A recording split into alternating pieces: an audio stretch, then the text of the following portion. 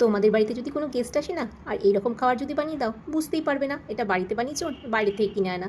এখানে আমি নিয়ে নিলাম হাফ পরিমাণ মতো ইস্ট আর 2 চামচ চিনি আর উষ্ণ গরম জল দিয়ে আমি এটা 5 মিনিট মতো ঢেকে রেখেছিলাম। তারপরে এখানে আমি দিয়ে দিলাম 2 কাপ ময়দা আর একটা ডিমও এখানে আমি ফাটিয়ে দিয়েছিলাম। আর দিয়ে দিলাম অল্প পরিমাণে সাদা তেল। এখানে আমাকে একদম নরম করে একটা ডো রেডি করতে হবে। আমি বানাচ্ছিলাম চিকেন চিজ বান। এই চিকেন চিজ বানটা একবার যদি তোমরা বাড়িতে বানিয়ে খাও, দেখবে মুখে পুরো একদম লেগে থাকবে। আর বাচ্চারা তো ভীষণ খুশি হয় এরকম খাবার পেলে। দেখো এটা খুব নরম করে মেখে রেখেছি। তারপর এটা আমি 1.5 থেকে 2 ঘন্টা মতো ঢেকে রেখেছিলাম কোনো গরম জায়গায়। তারপরে এটাকে আমি একটা পুর রেডি করব। এই পুর রেডি করার জন্য আমি এখানে ক্যাপসিকাম, পেঁয়াজ, রসুন, লঙ্কা সব ছোট ছোট করে কেটে নিয়েছি। এখন তো ঠান্ডা আগের মতো নেই, একটু ঠান্ডা কমেছে।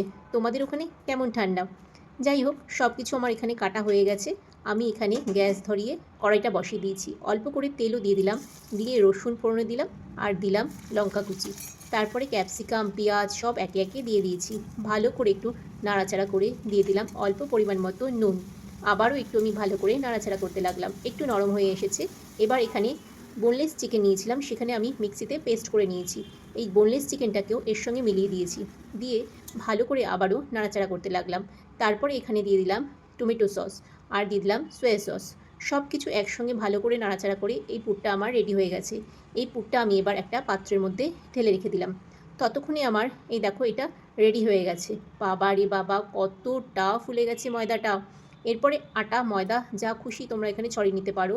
এখানে ছড়িয়ে নিয়ে যতগুলো দেখো বান বানাবো আমি এখানে গোল করে রেডি করে নিয়েছি। পুরটা দিলাম আর দিলাম চিজ। চারিদিক দিয়ে মুড়ে ভালো করে মুড়ে আমি একদম বানের আকারে রেডি করে নিয়েছি। এখানে একটা ডিম আর দুধ দিয়ে একটা পাতলা করে ঘোল বানিয়ে নিয়েছি। তারপরে বাটার এখানে ব্রাশ করে দিয়ে দিলাম বানগুলো। ঢেকে রেখে আমি প্রায় 10 মিনিট কম আঁচে এটা রেডি করে নিয়েছি। এবার এটা উল্টে দিলাম, একটু দুধ আর ডিম একসঙ্গে ফাটিয়ে রাখা ব্রাশ করে দিলাম ওপর দিয়ে, দিয়ে দিলাম বাটার। তারপরে দেওয়ার পরে দেখো এটা আমার কতটা ফুলে গেছে, ভীষণই ভালো হয়েছে। এরপরে দেখো তোমাদের ভেঙে দেখাচ্ছি কতটা ভীষণ সুন্দর হয়েছে ভেতরটা, একদম নরম তুলতুলে। এইবার বলো রেসিপিটা তোমাদের কেমন লাগলো, আর একবার কিন্তু অবশ্যই বাড়িতে বানিয়ে খেও, তারপরে আমাকে জানিও কেমন হয়েছে।